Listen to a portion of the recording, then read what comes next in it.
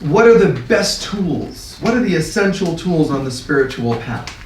And that's a very important thing for us all to really understand. Because even in a room like this, there's people that practice spirituality.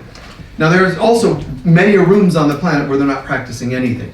But even in a group where we are on the path and we're practicing things, it's kind of interesting because we still a lot of us don't know which things to practice. In other words, it's almost like strange because we go it's like going to the market and picking a little bit of this or that off the shelves.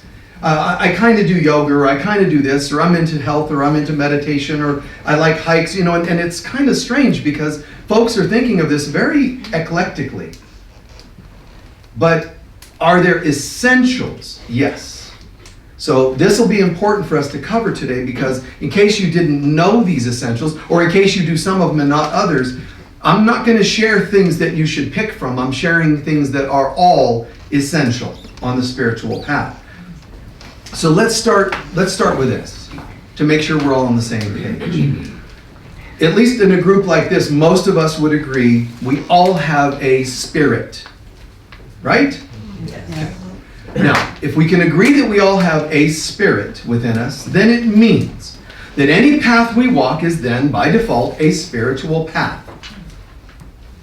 You can't ever be off of the spiritual path technically because you have a spirit, so wherever you're walking is a spiritual path. Now, that doesn't mean you understand that there's an easy way and a hard way, but the good news, that's the good news, is that we all are on the spiritual path. It doesn't matter where you've been, virgin, prostitute, 12-stepper, drug addict, mystics and morons. Everybody's on the spiritual path. Wow, one of those might have included me, so, that's good news, so no matter where you've been, we're all okay. The old Pinocchio story, the selfish Pinocchio, just self-centered. He kept thinking of his own self, the shallowness, Pleasure Island. What do you think Pleasure Island is in that cartoon? It's Earth. Pleasure Island. You get distracted by stuff. And no sooner did he say, okay, I got it this time. And then, look, shiny stuff, and he's off again. That's the typical human being. But notice how, like the story of the prodigal son, we hear about in Christianity, and Buddhism also had a prodigal son story, which is almost identical. And it's telling us that the same point, which is no matter where you've been, at the end of the day, Pinocchio becomes a real boy, meaning the real self. But he had to be willing to get past his own thinking of himself, the selfishness on the path. Selfishness isn't part of the spiritual path, but you experience the temptation to be selfish while we're on the spiritual path, if that makes any sense. It's not encouraged like a tool on the spiritual path, but it's one of the temptations. So we're all on the spiritual path. It doesn't matter, and some people hear me sometimes, it sounds like I'm dissing religion or dissing New Agers or dissing, anything that you hear me talk irreverently about. And it really isn't. If you know me, you actually know that I'm never really dissing a person or a thing. There's other than one thing, which is hypocrisy. Just as Jesus dissed hypocrisy. And not because he sectioned out a group and said, these are the bad people. I've said this many times. The reason Jesus dissed hypocrisy was because he's saying it's not exclusive to any group. He's just saying when you're not being honest, you're harming yourself and others. One of the dangers of being a hypocrite is not only what you're doing to yourself because you're lying to yourself, but you could mislead other people with your deception as a hypocrite. In other words, the people that, like for me personally, I respect people that know they're on the path and they're growing and they're happy about that. I respect that. I also respect people that know they're not on the path because both of those groups are honest. The ones that aren't so nice to me are people that think they're doing well on the path but are not. That's the hypocrisy. Not because I hate someone. I'm saying that's a danger because you're harming yourself. But what's worse is when you think you're one of those people who tell everyone else how things work, and in fact, you're not living it congruently. When you're telling people they have to do this or that spiritually, and what you're telling them is something that misdirects them. with that comes bad karma. Bad karma, believe it or not, to deceive yourself. You can say, oh no, because I won't hold that against myself. You already are. As soon as you're not being true to yourself, it's by default. It's not like you can choose later to have any bad karma, good karma. As soon as you deceive yourself, you're automatically in the bad karma, if that makes sense. Okay? You're already miscreating because there's a brokenness, there's a deception.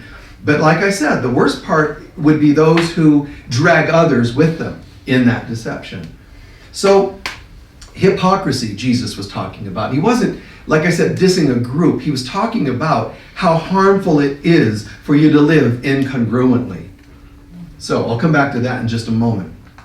So, there are like these ideas that you're on the path, you're not on the path. Everyone's on the path, but some of us are choosing to learn the easy way and some the hard way. The great news is everyone's still on the path. It's not like, let's say you have a person who believes in spirituality and one that doesn't. And both of them experience a lot of losses and hurts lately. It's not like the losses and hurts only are relevant as tools for growth to the one that's on the path, more overtly. Both of them are still going through those losses and can learn from them. One of them might never use the word God, but they could start to recognize there's a lesson behind what I'm experiencing, and that's good enough.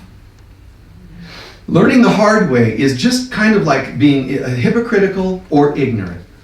The more you fight the fact that there's a purpose to life's tests, the more it's going to come back and hit you harder. And again, I've said this many, many, many times over many, many, many years. Everyone gets there. Some receive an anointing like, I believe, and then comes this miracle, the clouds part, ooh, and angels come in. That's beautiful when that happens. Others, it's not the angel blessings and sprinkles of miracle dust from the fairies, whatever. Some of us, it's like just a christening of a holy 2x4, just boom. And at the end of it, both people go, I got it. You see? So even when you're stubborn and hypocritical, all you're doing is postponing sometimes the awakening when it comes, but you're definitely increasing its intensity. Has only bad people have done that? Everybody has had moments in their life or lifetimes where we tend to push something aside, postponing it or intensifying it. So is this a story about good people? But no, it's everyone's the same. Everyone's the same. I don't care who you are. I don't care if you're a mystic or Jesus or whomever. Everyone on earth still has lessons, meaning tests. And some people don't like the term, tests or lessons. But it's I use that term because it denotes when you pass a test, you go up higher. Whether it's grade school or whatever. When you pass a test, you get certified. You go higher, So we have to come to understand and accept life is filled with these tests, or a sweeter word, lessons. Other people would say opportunities. But if you don't get hold of the opportunity, then what do you call that? It's still a failed test. Good news again. Technically no failed tests. It just means they've intensified. That's all it means. It's just going to be more tests. Now if you go for a driver's test and you don't pass, the good news is you kind of remember the ones you got right. And that becomes ingrained more. So that's the good news. When we go through life, the things we get right, like using the proper spiritual tools, we're likely going to go, these are working for me, and you keep those. You just start honing in on what's not working. And that means you're passing the test again. So it's kind of sweet that there's no absolute failures. Life is not going to result in actually a heaven and a hell for those who pass the test in that form.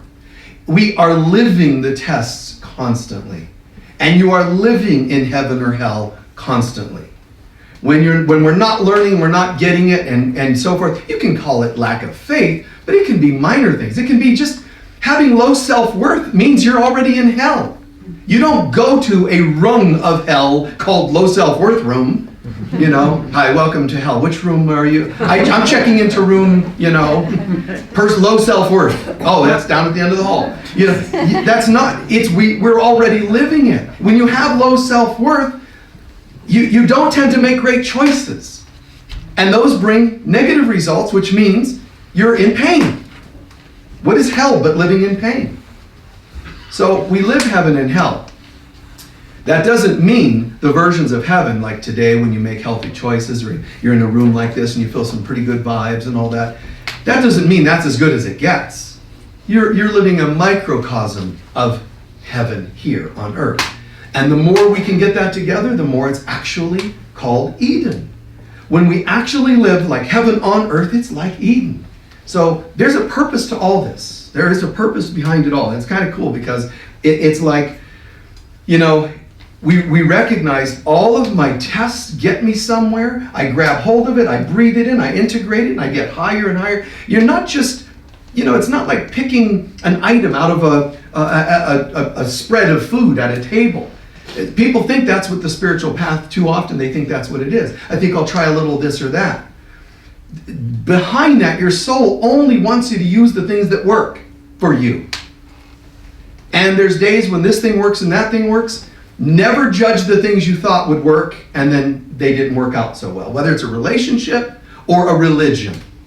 If you diss them in a, you know, kind of a, I'm hurt, I'm angry about what they did or didn't do, partner or whomever, if you have residual issues with it, you're actually never free from it and you'll end up having to go back to some form of it. You know, if you had a controlling parent, you might then end up in a controlling religion. And then if that's not enough, a controlling partner. Or 5 of them. It depends how much you're going to be stubborn in learning the lesson. But we could say the opposite. Okay, I had a controlling parent. I want nothing controlling. I want to have only people in my life where everything's just, sky's the limit. We do everything. Nothing on time. Nothing responsibly. We just do whatever. Free, you know, free. You know, and that's the opposite. It's still reactive. That's not healthy. Always, man, something in the middle path. It's always about center, the middle path, that we find the right stuff, you know. But anything I've done out here peripherally, I swung a little here, I swung a little there, never really holding resentment about it. What did you learn from it is all you should be asking yourself. And I don't care, it could be the most absurd religion with intensity and guilt and shame. If I were you, I might think of it this way. Wow, that was weird. Wow, what was I thinking? All that, instead of anger, judgment, I would just go, wow, I just had the weirdest dream. I dreamt that I needed someone to tell me I was valueless and that I was going to hell. Are there any other times I've experienced? Oh, yeah, I remember. There was a teacher, or there was a dad, or a mom, or, oh, so this has been a pattern. And what I would say to myself is this. It's a good possibility that if in this lifetime I have lived in such an extreme connection to a religion or a person where I was bad, evil, and going to go to hell, there's a good chance I've probably dragged this in from another lifetime. I've probably been in some really fundamental religious kind of stuff in the past. Why do you think that would be with me today? To get over it this time. So when you're no longer in it, if you hate having been there, you didn't learn. But if you can say, thank you, oh my God, I totally got it. Crazy religion, write it down. Crazy religion that says I'm going to go to hell, write it down and light it. You know, just like, wow, like that was the weirdest thing. Burn it, let it be gone. And then say to yourself, and no, I don't have to go there again. I'm not going to become that, nor am I going to try the opposite. In my center, I can see clearly that's not for me. So there are tools. I'm not going to give you tools to choose from. I'm going to give you essential tools that you have to be on, that you have to work with to some degree or another. Now, if any of them don't make sense, no problem. If they don't resonate with you, no problem. You could double the number of items on the list. You can cut them in half. As long as you're being true to what you know to be doing something healing or right for yourself on the path. I don't know if any of them you're going to say, yeah, that one you can probably toss. I doubt it. But if you do, hey, you know, that's cool. Whatever works for you. The first item, the first tool is communion. Communion and guidance, which means the first rule is about connecting with God. I do not believe you can say, I'm on the spiritual path. what do you commune with to get your higher guidance? Nothing. Well, do you ever get still and become one with God? No, I become one with my yoga mat or my Fruit Loops or whatever the heck you think is every day I have Fruit Loops, but every day I do not commune with God. That doesn't make any sense to me. Find God, like a 12-stepper. God, get vulnerable and say, I cannot do this of myself. Oh, but I can, because I have a religion that says I'm God. How's that worked for you? Have you picked on nothing but great relationships? If you're God, then how do you keep creating bizarre relationships? If you're God, how come you haven't discovered your soul's purpose? If you're God, how come you can't bring yourself back to life after you die? You can't even get over a cold. So don't do the I am God, commune with God, then God will remind you that the real God is within us. But don't of ourselves try to figure out where God is in ourselves. In other words, the broken self can't figure that out. So we need humility, vulnerability, surrender to God before we can become the God that some people proclaim themselves to be. So when I say, communion and guidance, just picture this. Tool number 1, connect with God. And what does it mean? Any form of prayer and meditation, that's fine. See, I'm not going to give you one and say you must do this. Just some form of communion. But what's beautiful about it is one of the perks of communing with God in your own way. I don't care. Call it Jesus, Holy Spirit, God, whatever. But God. Okay? Don't call it tree stump or red rock. Call it something that created the tree stumps and the red rocks and you. Go to the highest. Commune with God. And one of the perks is all of a sudden you start having day-to-day guidance. I mean, like all of a sudden you have a compass created by God. It's the mind of God within our own hearts to say, this works for me, this doesn't work. Should I date this person or that one? This movie, that movie. Eat this food, that food. You all of a sudden you're plugged in and you have direct connection.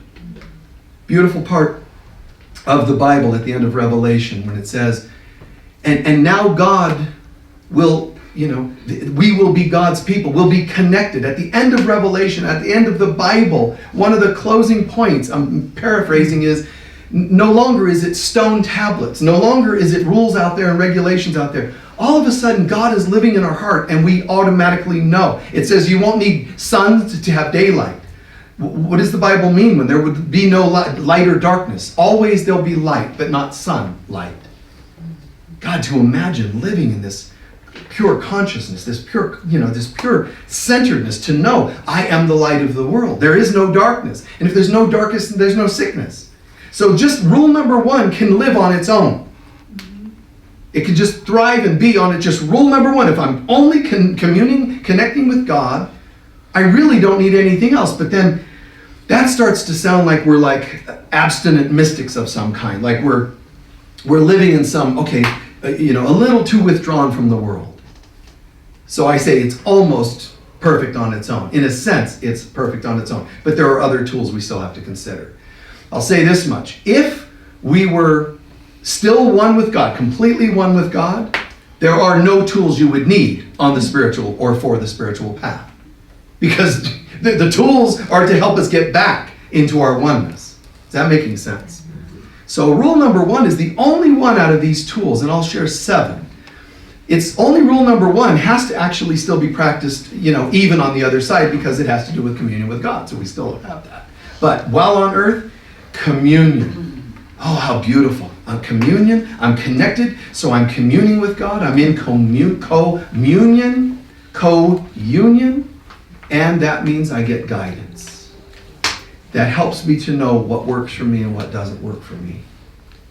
So let's say, for example, you guys go, we really like the way Michael talks. He gets up there and he kind of just starts on a flow and it comes through. So what if all of us could do that same thing when we're having conversations with partners? Know what to say at just the right time. How to handle discrepancies at work.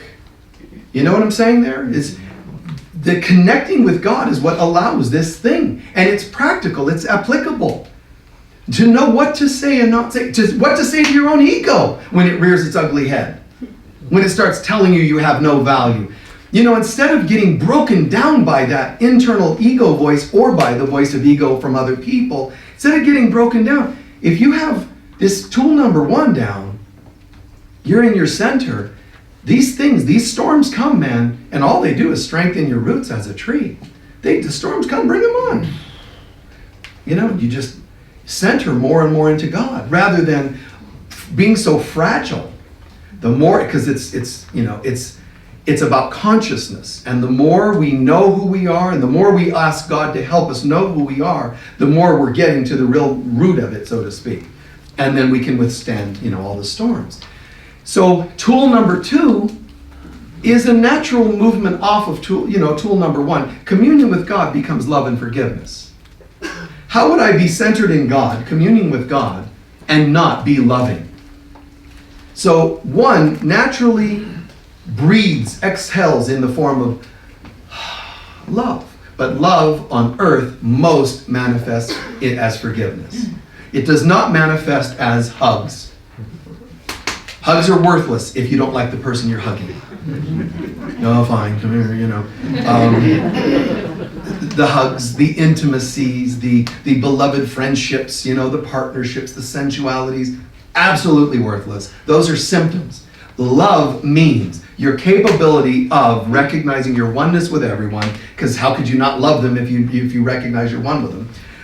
You'd have to be quite disturbed to say I'm one with you and I don't like you because I also don't like me. That's really off. But when you really know that we're all one, you love people. I mean, it's when you actually have those surreal, mystical moments when you recognize your oneness with everything.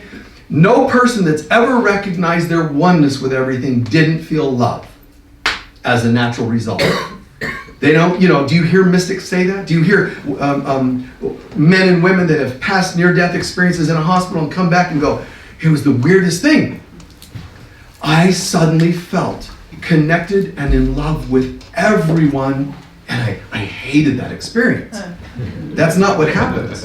When you feel one with everyone, it's the coolest thing. There's this oneness, and automatically, and I felt love. That's what they say. And they say, and I felt peace. Right? So, tool number 1 leads to tool number 2. You've got to practice love and forgiveness. And again, this practicing love and forgiveness confirms we're growing.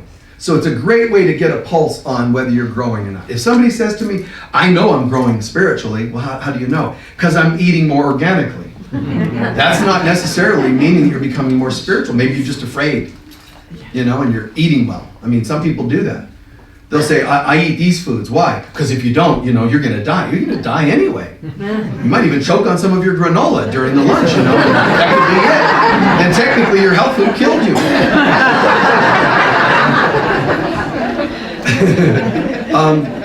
It's not the food. Love and forgiveness is your compass, is your pulse.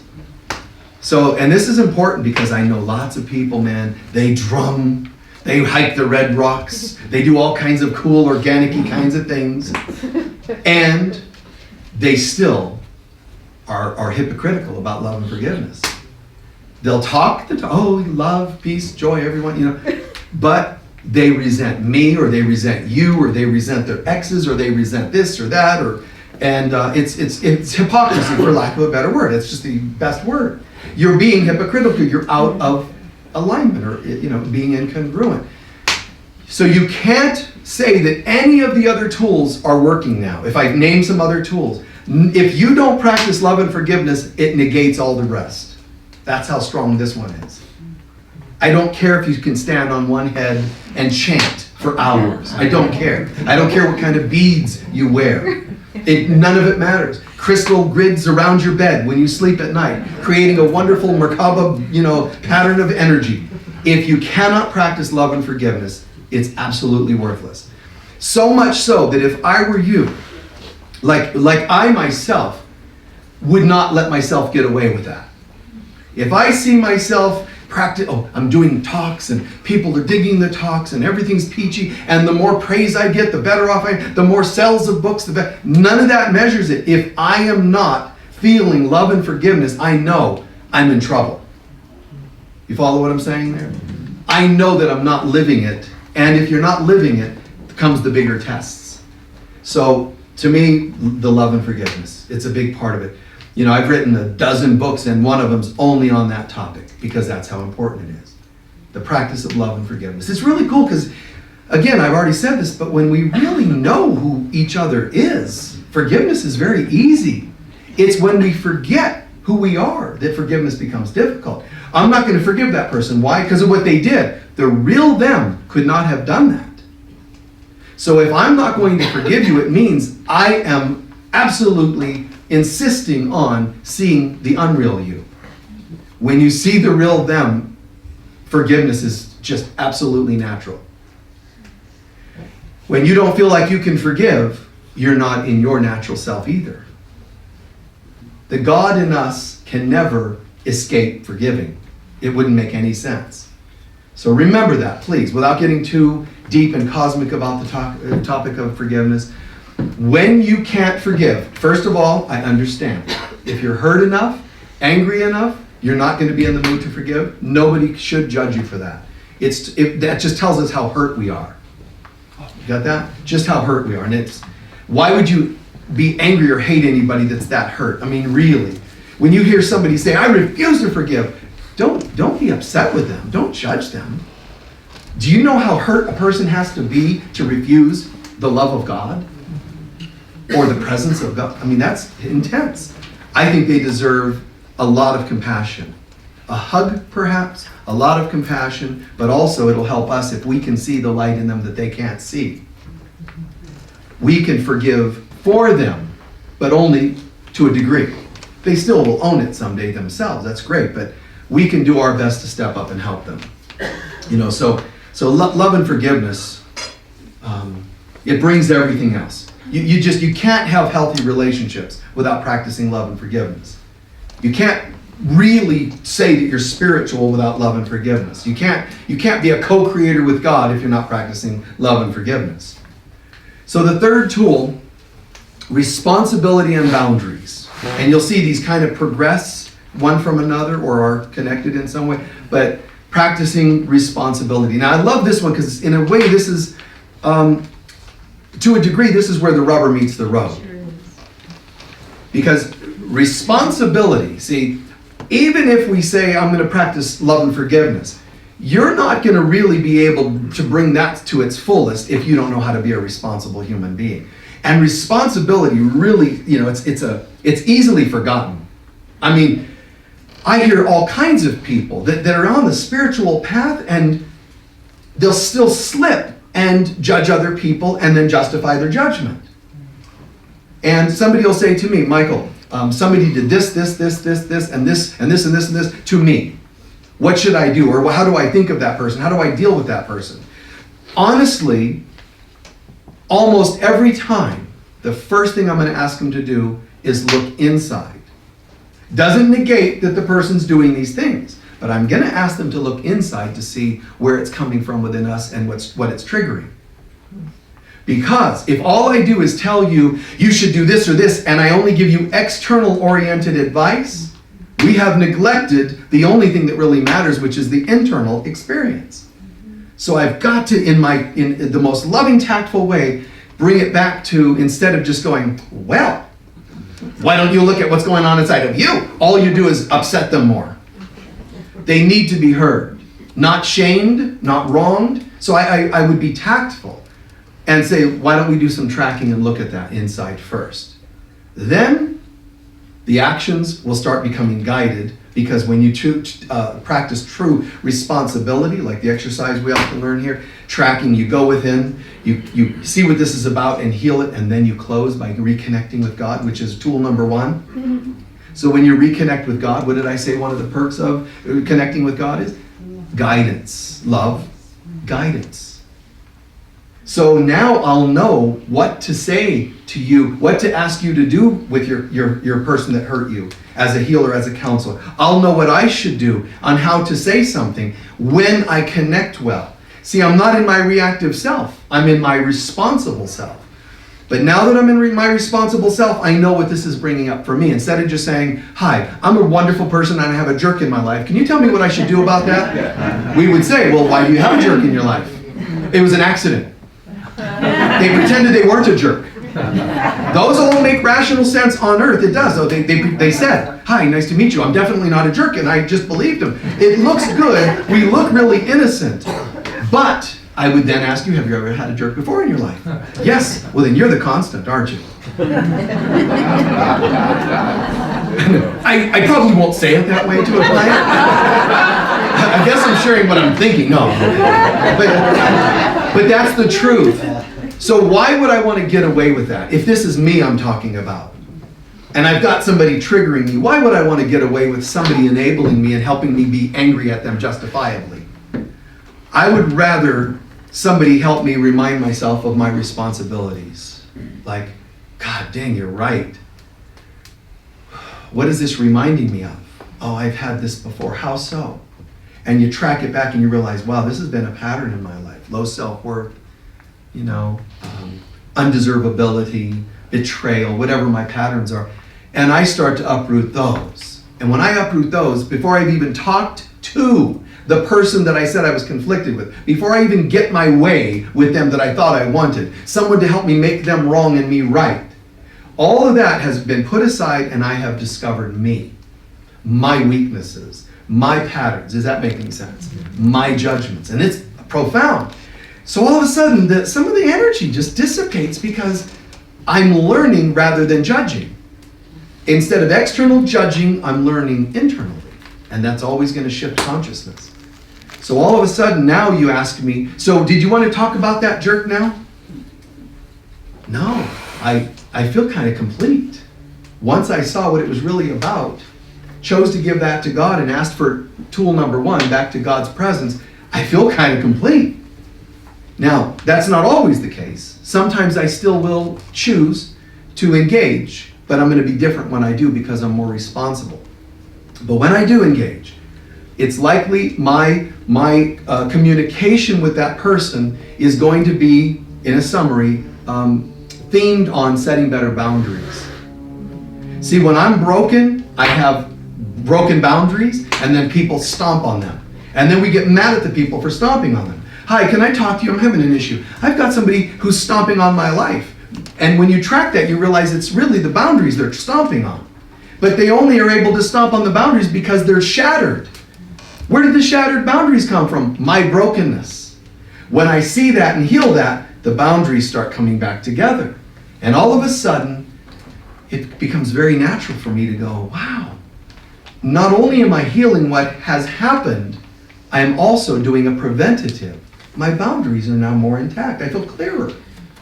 Hi, nice to see you. And the person that's used you 10 times says, hi, can I use you again? You go, let me check in. No, I don't think so.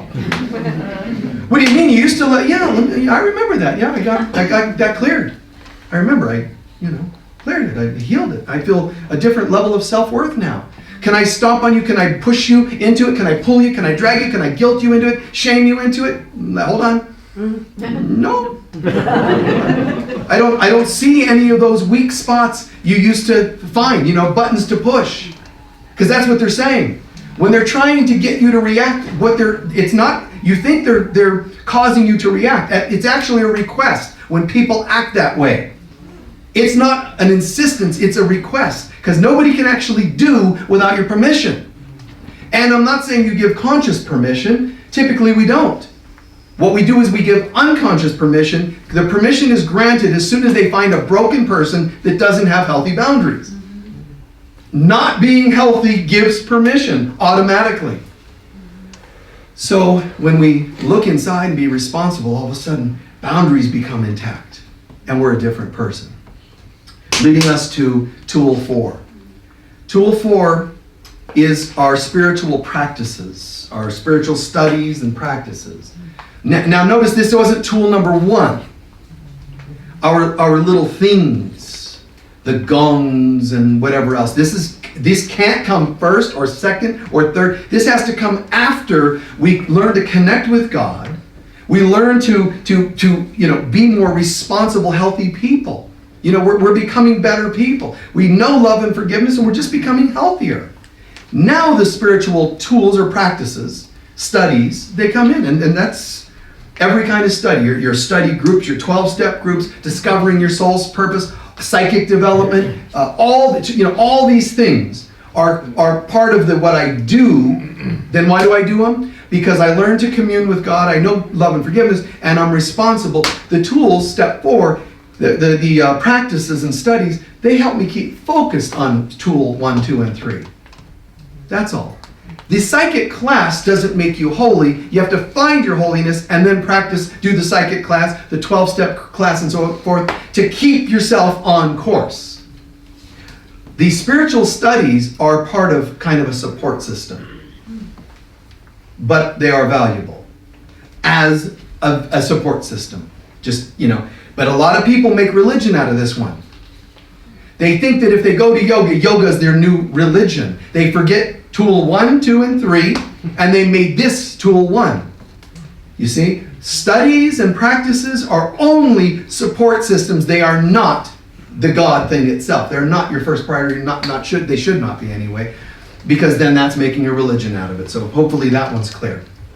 Now, tool number 5 easily could jump above the last one, number 4 that I mentioned, and the order can change per circumstance for that matter for some of these.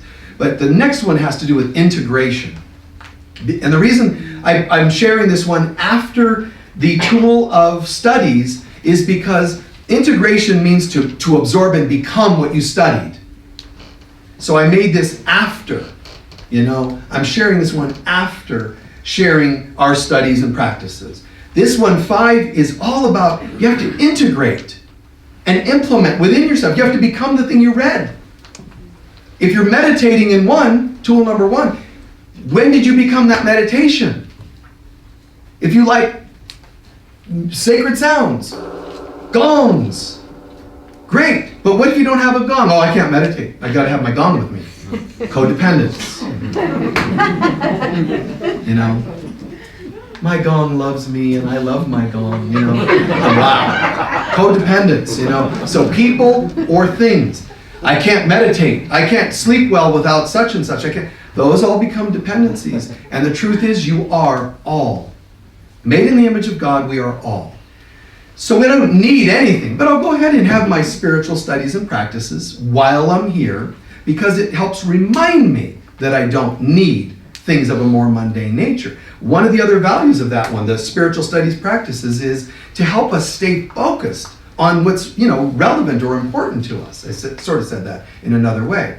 So this one has to do with integration. It's learning to become the things you studied. Become. Don't go out to the Red Rocks hike and say, oh, these Red Rocks give me this, that, and the other. They cannot give you anything you don't already have.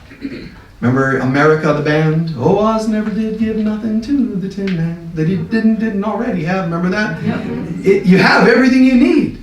You've had it all along, Dorothy. Just click your heels. There's no place like home. And you're there. That means focus on tool number 1. Only God matters. And then you're there. But theorizing, going out to the Red Rocks, oh, the Red Rocks make me feel, it's just terminology. I'm not going to get into, I don't judge people just because of the words they use. But is it what you actually believe? That's when it's dangerous. If I don't have my hike out to the Red Rocks, my whole day's going to be bad. If I were you, I'd go out to the Red Rocks, meditate, feel the feeling, and then breathe it in. And keep it. Next time you do it again, and keep it. Keep any of the good you've ever had with any circumstance, meditation, near-death experience, absorb it. Instead of, wow, that was amazing, and alas, I will leave it behind. There goes my meditation. There goes my oneness with God. There goes my inner peace. Someone loved me once upon a time, and now I'm not loved anymore because they're no longer with me. That doesn't make any sense. If ever you felt loved, be the love. Absorb it. Take it with you. If ever you've had great meditations, take it with you into the day. What good is any meditation if you're not going to take it into your day with you?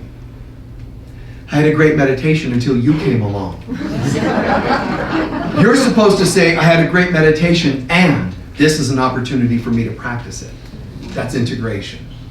So, integration, to me, it's one of those, you remember the old saying where you separate the men from the mice, that old saying? I would say this, it separates the spiritual beings from the mortals. This integration is so important If you don't become what you've experienced or learned, then you're still a mortal, meaning a limited mortal being. To be a spiritual being, you must, practice the other tools I named, but this one is essential. This one's a real pivotal point. The next one, we're at, what are we on, like 6? 6 has to do with relationships, creating fulfilling relationships. And relationships are really greatly founded on everything else I just named. You cannot have good relationships without a sense of communion with God, without a sense of knowing how to practice love and forgiveness. Every time you irritate me, if I don't practice it, how's our relationship expected to do very well? Got to have the love and forgiveness. Obviously, my spiritual studies will make a difference. Integration, responsibility, boundaries, all these things. So this next one, 6, creating fulfilling relationships. Do the others. That's the first thing that'll help your relationships. Not which website you find your partner on. It's, are you practicing these other principles? That's it. But also to help relationships, but not yet named healthy communication. Healthy, loving, forgiving, responsible communication is going to make a difference in all of our relationships. I believe that a lot of people go to relationships to find something that they believe is missing. And I've said this many times, but the healthiest way to have a relationship is to bring your fullness of who you are to the relationship. That doesn't mean you're not going to have some pieces missing now and then, but a responsible person knows how to see it when it's happening. You slip, you blame them for making you feel, because that's the way we word it. You take my power away, you make me feel, but you can't. They can't do that. You are made in the image of God. So you can't, people can't actually take your power away. We talked about this in our free Facebook thing on Friday night. People can't actually, I know that's going to upset some people because you maybe thrive on that, but it's not true. Your power is synonymous with your identity. People cannot take your identity. Well, they do, because they made me feel lower. Your identity is, I am made in the image of God. God cannot be kidnapped. God cannot be taken and held hostage by a codependent person. Typically, what's got to happen is we have to be willing to bargain it away. They find our weak spots, but if we don't have weak spots, how are they going to find them? If we don't have buttons, how are they going to push them?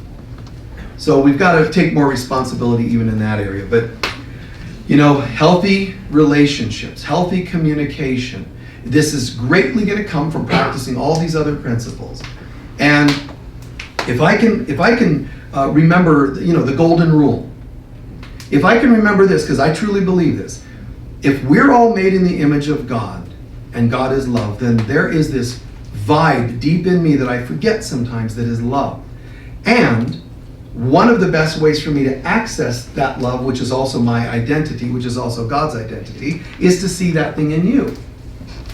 So this is what I believe. What people will say to me, as a counselor, as a speaker, as a healer, how do you know things? And some of them will go, oh, you must be an Aquarius with Libra, blah, blah, blah, blah, blah. No, that's not it. Oh, you must be psychically trained. No, that's not it. Keep going. Get rid of all your reasons to think, and I swear to God, love is the answer. When you truly feel a sense of love for people, you will know them. As a healer, you'll know where their aches are without them telling you. As a parent, you'll know what's going on in their hearts without them telling you. As a partner, you see, the techniques of lovemaking. Everybody thinks it's like doing, sexual twister game, Look at all the postures, all the positions, Wow, aren't I amazing as a lover? No. Love helps you know what the person's looking for or feeling or craving. Love can guide us in the most mundane sexual kinds of things, to the partner, to the parenting, to the communication. As a counselor, how did you know what was going on? Somebody will say, well, I'm just struggling with, and you pop out a word, they'll go, oh my God. Or if you're doing a talk like this, consistently people, you were talking directly to me. And love is so profound and multidimensional, it's true. I can talk to 150 people in the room and hundreds or thousands online without even seeing them or meeting them, because it isn't me, it's love.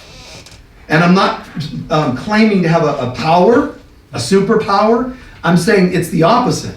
When we let go of I having a superpower, you're more likely going to find the we of love. Then all of a sudden you know what we need to hear today. See, it's not contrived.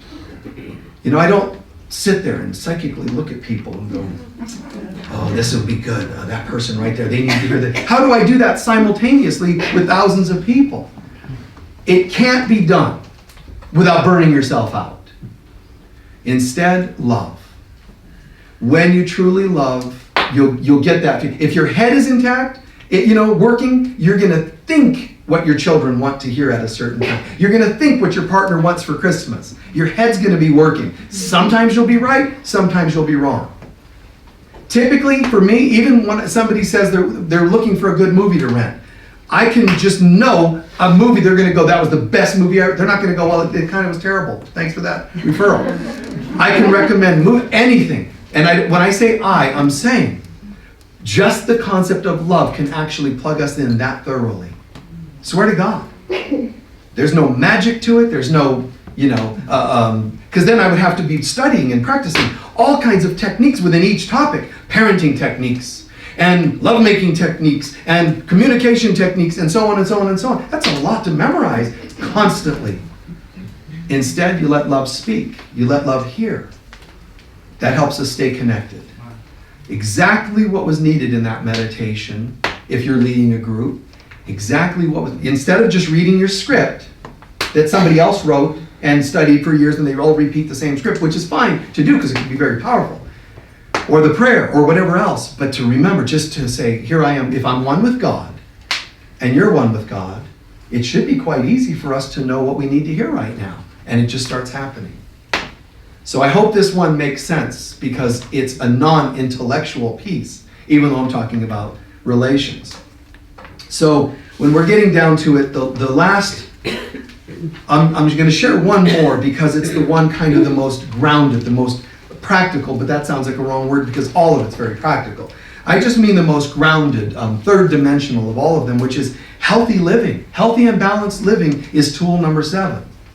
Now, technically, this is not, by far, not more important than 1 or 2 or 3. To me, number 7 is almost an outcropping, a fruit from, a result of doing the others. So 6 and 7, relationships and healthy living, is really greatly coming from doing all the others properly. But you don't just sit around and wait for the result in number 7. You also practice healthy living. Living, fresh air and eating foods that you feel are right for you. Just don't make this into a religion either. But just healthy, balanced living. Balanced living also means healthy emotional maintenance program. See a counselor and your 12-stepper, your sponsors once in a while. Don't say, well, I did that once. Healthy, balanced living means maintain a healthy program. So communion with God, practicing love and forgiveness. You see, all these things coming together. The responsibility, which includes boundaries. All these pieces, they just flow. The spiritual practices, the integration, it just comes into my relationships, and it's also lived by me. Not waiting for it to happen.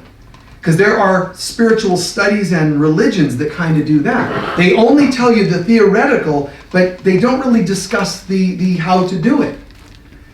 It's a funny thing because A Course in Miracles doesn't tell you like which beads to wear and whether you should stand or kneel when you pray and meditate. It won't address much of the healthy, balanced living, and yet it does.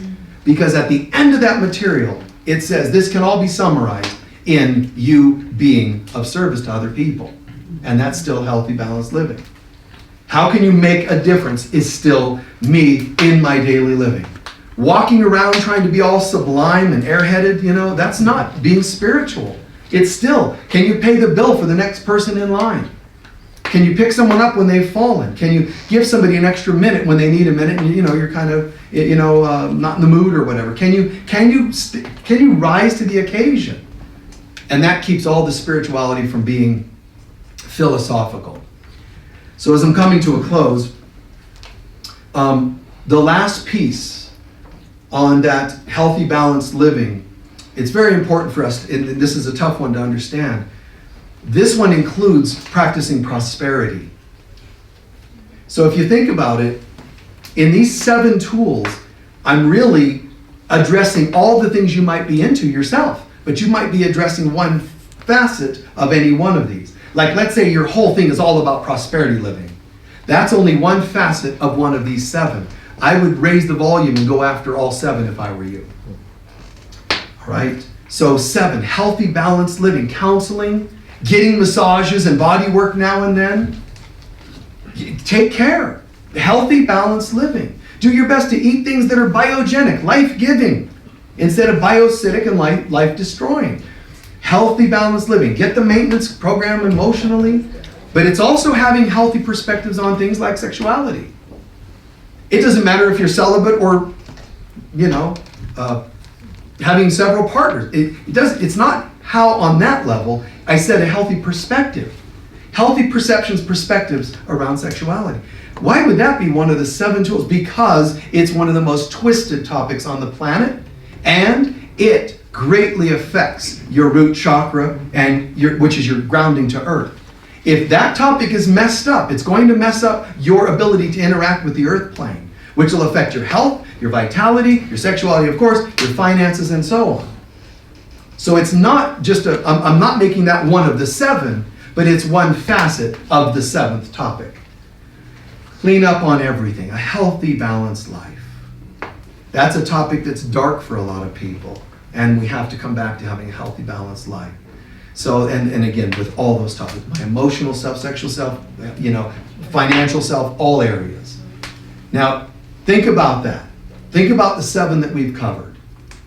We'll share that in meditation, but think about that. It's like, wow, this is really about connecting more with God and then bringing that to the world. And if you only practice, a couple of these, you cannot have a fulfilling life.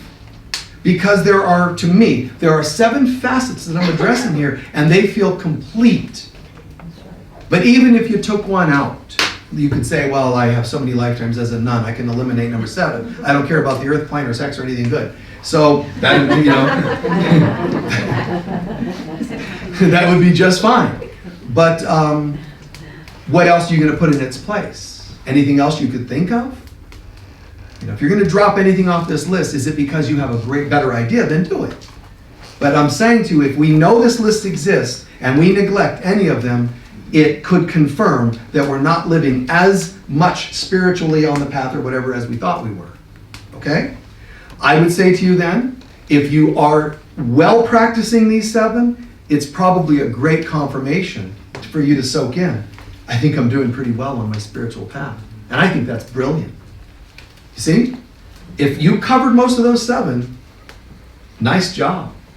And anytime you doubt, you should either find out why you're doubting, if there's some authentic reason for doubting, because maybe you are missing something, or it's your ego instead sometimes. And you say to it, I checked in and I am working these. Communing with God, practicing love and forgiveness, etc. Being a responsible person, you're doing really well. But I will say the opposite's true. If you're neglecting any of these, it's probably confirming you're not as far as you thought, and you might want to do some work on that. Okay? All right, let's please take a few centering breaths.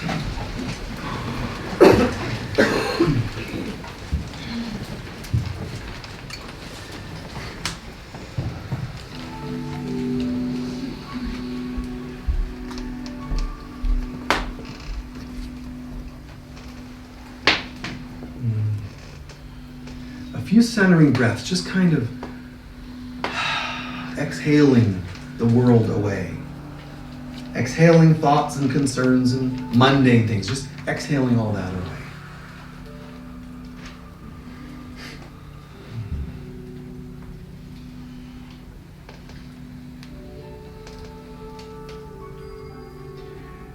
One of the points we brought up today was integration. So what did you learn or hear today that's really important for you? Breathe it in and integrate it. Whether it was, I just need to be more balanced overall. I need to practice more responsibility. I should probably do some more introspection and, self-awareness. God, I forgot to make God my first priority. Great. Any of them. Get it, breathe it in as a permanent new awareness.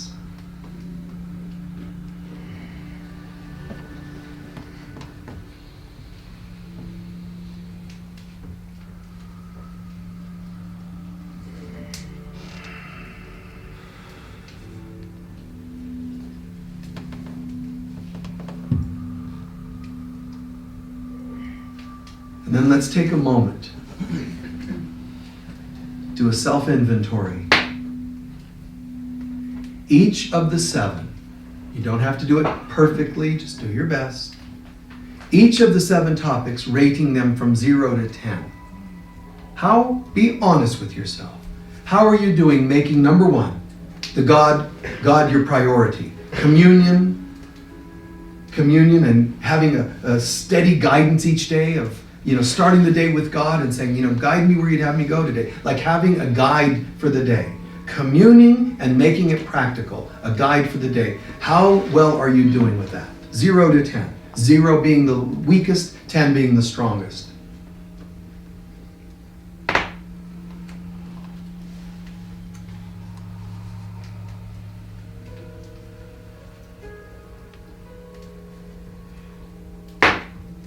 And you don't have to fix it, just rate it.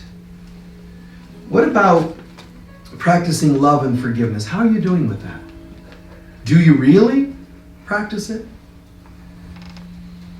If you do, you'll gossip less often. You'll speak hurtfully and harmfully less often.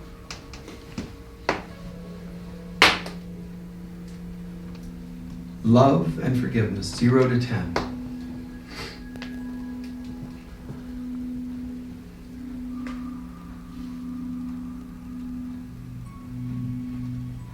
How do you do with being responsible and setting healthy boundaries?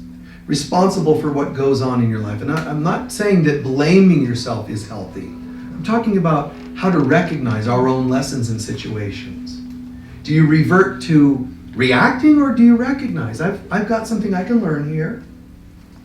And also setting healthy boundaries. Learning to say this doesn't work for me, and so on.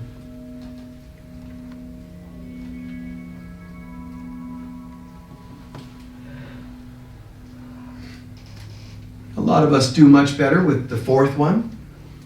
Most of us in a room like this or watching an event like this would typically say our spiritual practices and studies are pretty good. We read spiritual material, we go to groups, drumming groups. So this one's probably okay for a lot of us, but how are you doing with your studies and practices? Are you really reading the most advanced material you can find, or do you just read anything? Your studies and practices. When you're doing these groups, your 12 steps, or do you go consistently? And so on and so on. Do you really get into your practices? And the next one has to do with not only do you study, do you go, do you integrate it? Do you absorb it? The great outdoors. Do you absorb your meditations? This is all about integration. Do you really become that thing?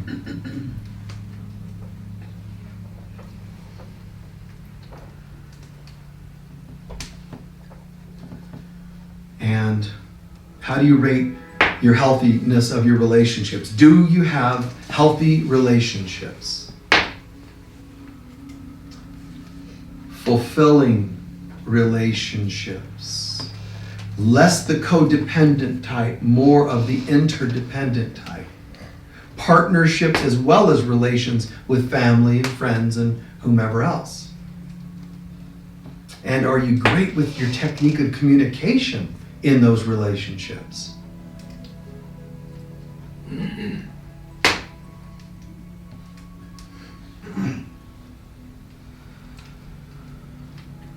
then the healthy, balanced living.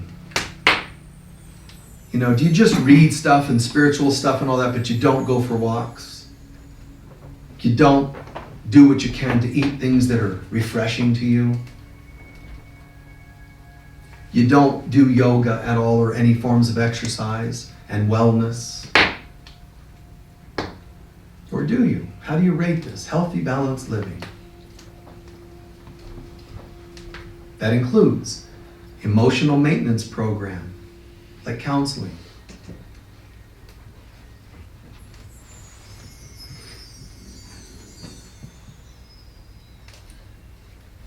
So now, having rated all of these, and you might remember later, and if not, you can do this again, but having rated these, just a couple quick questions. Any of them that you rated at a 7, 8, 9, 10, you rated high, a 7 or higher, take just a minute and breathe that in. Give thanks for it. Say, it's righteous to say, nice job. Wow, good job in this area, that area. Acknowledge it and breathe it in so that it anchors it in more. It also helps cancel out the low self-worth where we try to give ourselves very little credit. So really breathe that in. I mean, my God, if you could say, I'm like an 8. I used to be a 3 in the area of forgiveness, and now I'm an 8. That's huge. That makes or breaks your ability to ascend into heaven one day, if not today. I mean, it's big stuff. So breathe it in.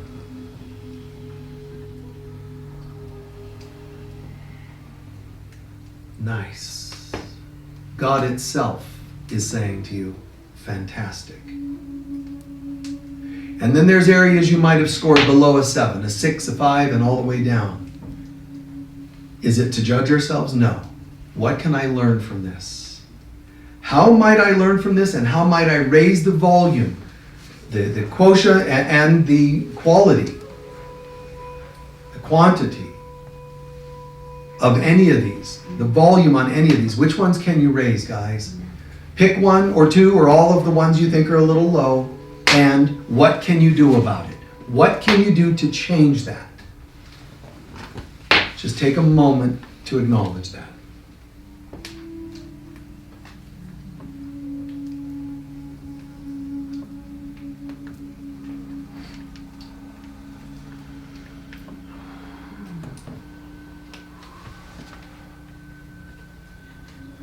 And of course, it's up to us to now go and practice this. If we say, what I can do is see a counselor, go schedule one. If it's, I probably could do better at the healthy living that includes body work and yoga, go do it. Just let's do it. Don't just buy a yoga mat and stick it in a closet. Actually do the yoga. Even if your body is stiff enough to where you can barely do anything, then do the anything.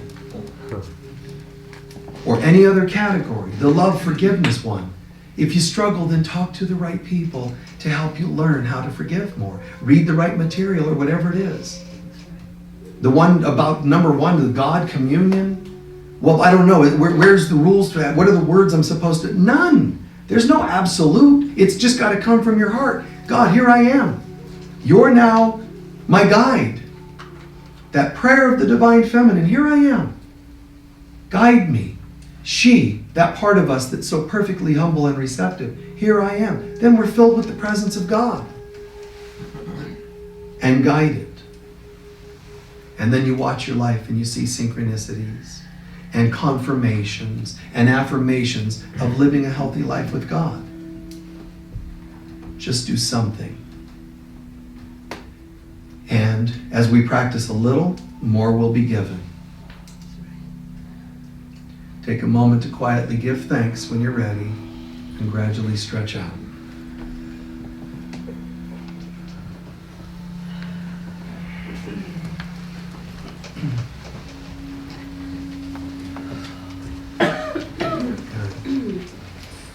I pray this has worked for you and made good sense. Our services, since we're no longer making DVD sets like we did last year, our services more and more are going to be kept to just a little over an hour, like most. We're going to go a little longer than most, but it'll be like this. We'll try to keep it to an hour and a quarter. So we're going to do our closing song. First, we're going to take up collection. And while they're taking up collection, I'd like to ask people what they learned today, and that will only take a minute or two. Folks watching online, they can also do the same. They can help us make donations towards our services here. I want to thank those of you your donations have also been great. Some of you have specified to help us afford a little bit better audio equipment and so on, and video equipment. So we're kind of, ramping that up a bit. Some of you might notice we don't have 2 tripods sitting here filming the service. Yeah, thank you. It's kind of weird when I started the service. I thought something's missing, and I looked down and I went, for a second there, uh-oh. And then I thought, oh, that's right. So it's kind of funny. We're so used to it. Your love offering, if you don't know the words, it's on the front of your bulletin, or it's posted online as well. Let's share this together. Full heart intention. Divine love flowing through me, blesses and multiplies all that I am, all that I have, all that I give, and all that I receive. And so it is. Thank you. All right.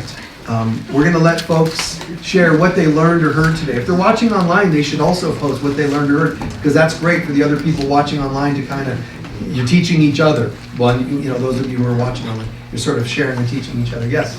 I love the idea of a spiritual 2x4. I don't know why that tickled my fancy. Write it down and keep it. That could be strange, liking a holy 2x4. Yeah, I get you. It is. It's a great concept. Because even that, it means just harder lessons. But you still get it. There's still aha or ouch, but it's there. Thank you. Anyone else? Yes. I've been doing three techniques to connect with God this year. And one is sitting in reception of God's love, aligning my will with God's will, and breathing in God's love, exhaling God's love. So nice. And what's cool practicing is more communion with God. What's happening because of that is it's not I should go to church, I want to go to church. Yes. So I think the other tools are falling in place. Nice. Very good.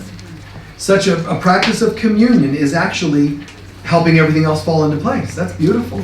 Then you find yourself your whole life is becoming more balanced. That's beautiful.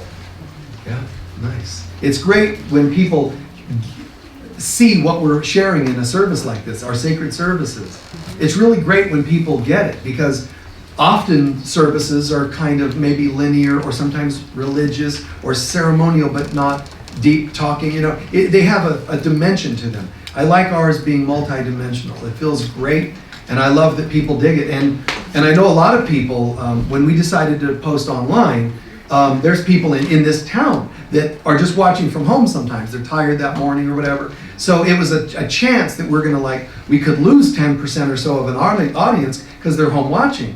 But we just did it anyway, and the room still ends up full.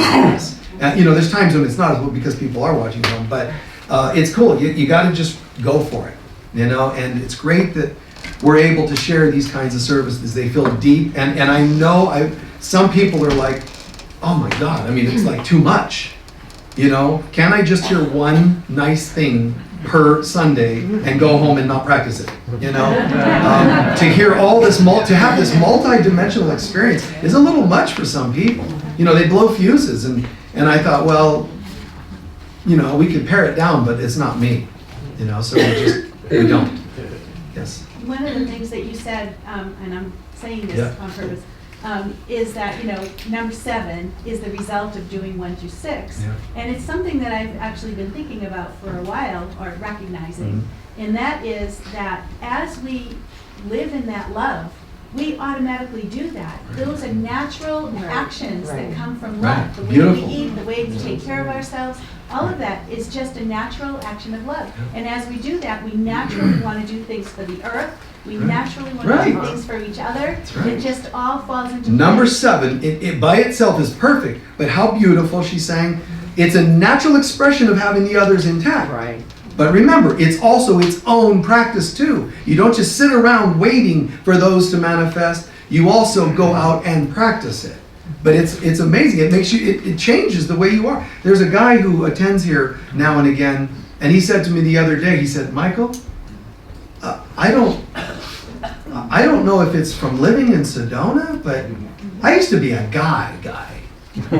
He goes, and now I like purple. He goes, and I can't kill things anymore. You know, if I see a spider in the house, I kind of scoop it up and take it outside, you know, and we're cracking up. That's the natural thing, that when you're growing spiritual, you don't hate as much, you don't resent as much, you don't kill as much, and so on. Those are coming from the disconnect, lack of responsibility, lack of love and forgiveness, lack of all those other categories. So the seventh is a natural expression of those, and yet one we still have to live. And I love living it. Any of us that do love it, practice it, it is an easy thing to love once you're doing it. And one of the things I realized in the meditation is that the places where I'm not as strong as I should be in number 7 are actually a result of some things in number 3, the responsibility and boundaries. Beautiful. And she noticed some weaknesses in number 7 when she rated them, and also, not only that, which is in itself great, was able to identify weaknesses in 3 that are kind of triggering that.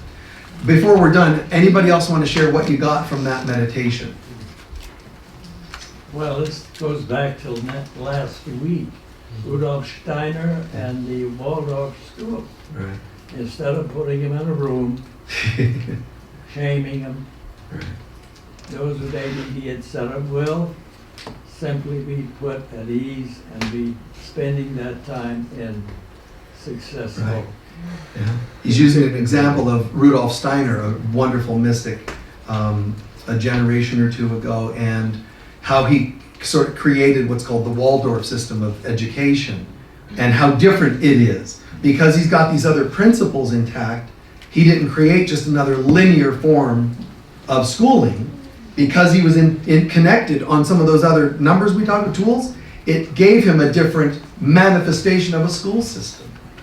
An extension, there's An a extension. man who is the principal of the Cottonwood School. Mm-hmm. He taught in those schools. Nice. He didn't know if it was going to work, but Nice. Yeah, we do have one, I know, locally, so some of the kids, parents, bring your kids. The last person or 2, yes? I first of all just want to say thank you so much for holding this space. I was raised in unity. I'm 23 years old, and I was there as a child, and to come back to it now and see the beauty that's unfolding here and the truth that's being spoken and the Thank love you. that's being honored in all of us Thank you. is absolutely unreal. Thank you all for being you and being here. Nice, thank you. And I wanted to reflect on how beautifully expressed y'all are as beings of God, as is everything that exists in our reality with us. Right. And to see each other in every place that we're all at, how different each of our paths are, and how lost at some points, how found we are at others, how beautiful it is. And somehow that everybody's on the path. Exactly. And I thank you for You're welcome. reiterating that. That's right, thank you. because Everyone's it's all on the divine. path. It's all consciousness. And that means instead of saying to your partners or your children, if only you were on the path. Better catch on. They are on the path. So instead of waiting for them to get it, you have to own that you didn't get it. And you can go back to them and say, you know what? An amazing thing happened today. I realized I've been asking you to get on the path, and what I meant was I want you on my path. And you are on your path. You can't not be on the path, because wherever you go, God is. So you are on the path, and I'm sorry that I missed that. You can say that because it's truth, and they'll respect you for it. Some of them might say I told you so, but that's okay. Get over it. But you could also add to that, not only I was asking you to be on my path, to be able to say, and now I recognize we're all on the path. Even if they don't believe in a path, say it's okay. That too is beautiful. Good for you. Let them be. The shaming, blaming, all you're doing is enforcing separation, which is the opposite of oneness. And then you're only affirming that you missed it. So it's good to own that and say, it's okay. So my bad, sorry about that. I was kind of pushing for something because I didn't totally understand it. And I get it. All right? Those are those healthy forms of oops. And it helps. All right? Was there one last hand that was up here or something? Okay, good. Yes? For me, the love and forgiveness step really stands out a lot. I've always tried really hard to be a beacon of love and let that guide me. But kind of helped it come full circle how on the forgiveness side, there was something that I've been holding on to Wow. that has been kind of blocking me. Nice job. Some unforgiveness showing up. And kind of bringing it full circle, I feel ready to forgive. Nice job. And when somebody says, I got it, I missed a forgiveness piece, that is not a small issue. A person can go from hell to heaven in one realization of a lack of forgiveness. That's how big that is. You can nostril breathe a lot, you can eat organic a lot, and it will not add up to one statement of forgiveness. Okay? So there's a lot of the doings we can do, but the love forgiveness is huge, beyond human comprehension. So congratulations on that. And as we're going now, did you guys see things that you rated well on? And did you understand why I said breathe those in and give thanks? Now you won't have to worry about those as much because you know you're doing well and give thanks to yourself. That's very affirming. But get to work on the ones that were a bit weaker.